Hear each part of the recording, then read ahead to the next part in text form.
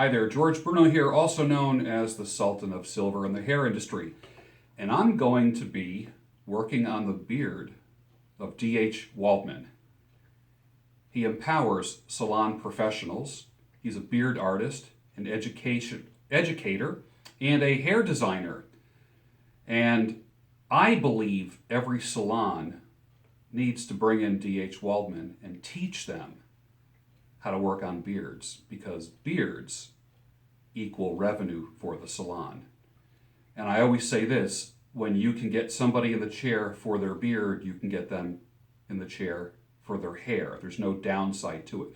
So I'm going to show you some of the methods that I use. But the reality is, I want to get him looking great. He's a world-class educator. He's known all over the world, and I'm happy to have him sit in my chair, as many world-class people find their way here. So we're going to do that today. And I'm going to put links for him down below where you can follow him on social media, and you're going to love his work. So let's get started. First thing we're going to do is put the cape on. And we always put a cape on from the front. What we're not doing is, I'm not doing this like bullfighter thing, like, So we lay it on the person like this, chin up, and then we connect it in the back. Never want to be a bullfighter when you cut someone's hair. Always make sure that it is draped. Absolutely, yeah, we're not like Toro. We're not doing that. So what I do is I always get into the beard, and this is rare because I never do this. You guys have never seen me do a video like this. I start with with an increasingly large comb, this right here. And then I go to this, and then I go to this, and then I go to this. But the first thing I want to do is I want to get the lay of the land when it comes to a beard. So, and for me, it's an honor to be able to work on the beard of a world-class educator. He also works for a very, very large men's grooming company that you would all know. And can we say what the name is or no? It's Ruzel. Ruzel. So there we go. We can say it. So here we're going to start. Say it with pride. Say it with pride. So I start with the wide tooth comb just to get the lay of the land, to see how it is. Now he has an S curl, a very strong S curl, and that's different than mine. Mine grows very straight.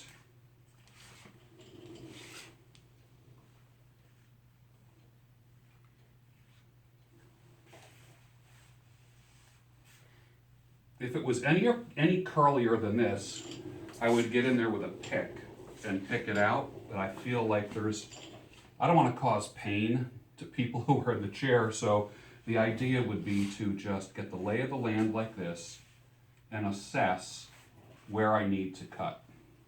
Now we're going for a shaping today. We're not going for a big beard trim. He wants to pretty much keep the same style. He has a nice tight haircut.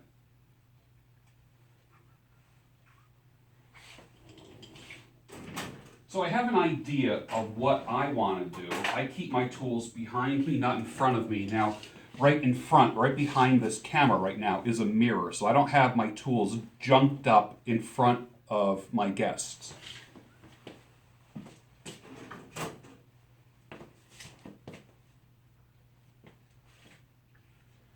We want a sleeker look, but we want to be able to honor that curl. His natural curls, when his beard is wet, kind of comes down in little corkscrews.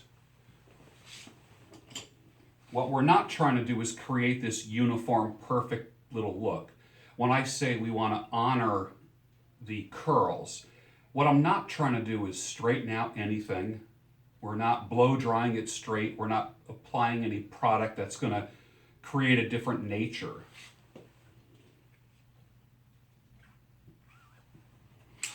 So I start by looking at the beard from all angles before I start cutting. I'm going to hold up this right here, and I'm going to look at him like this, and I'm seeing how the beard comes apart from his face from behind. I want to see this beard from every angle.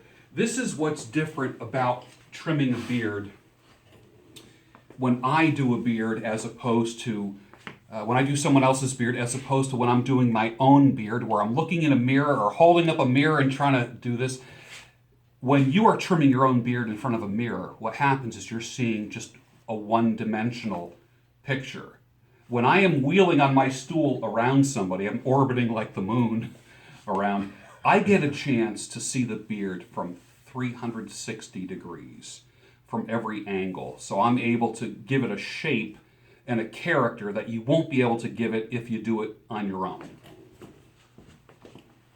So I start and I look down on it, I look at it from behind, from every angle.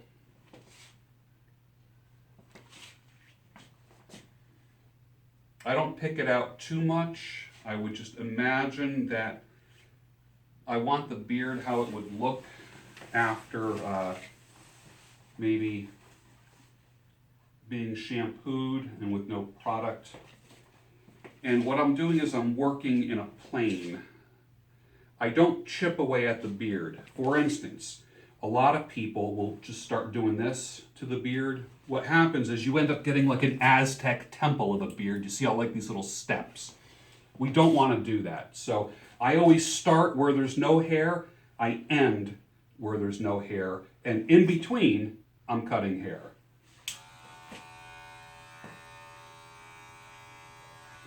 And remember, if I cut this too short, then it's going to stick out and be separate. I want to just take the ends off. And I already have in mind what I want to do. One of the things I do, I keep going back to this towel here, is I put something dark like this, chin up, chin down. And I take a look at the shape of the beard. Now, obviously on the cape, there's graphics from a hair company that I use. But I always put a contrasting color towel underneath the beard just to see the shape that I'm working with. And that helps me stay on track with where I want to go. The domain of a haircut is usually mid-ear on up. The domain of a beard sculpting is mid-ear on down.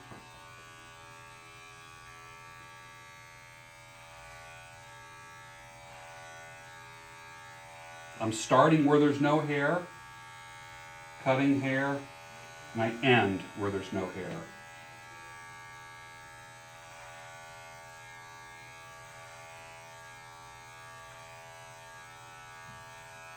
And I'm going around him like the second hand on a clock.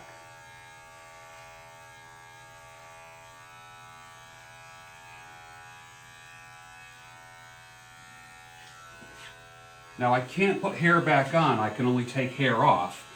So I might go around a guest several times before I get to the shape I want. In the same way that Michelangelo had a block of marble, he had David in mind, not this David, but the statue of David, and he would chip away marble, back up, take a look at it, and frequently, now this, I'm going to be cutting the video short and then coming back to it, but I'm constantly cutting away, stepping back, looking at the shape from every angle. And I'm sitting on a stool, so I'm just like wheeling around my guests all the time and asking them to move their heads. And you'll join me in a couple seconds at the end of this beard trim. Stay tuned.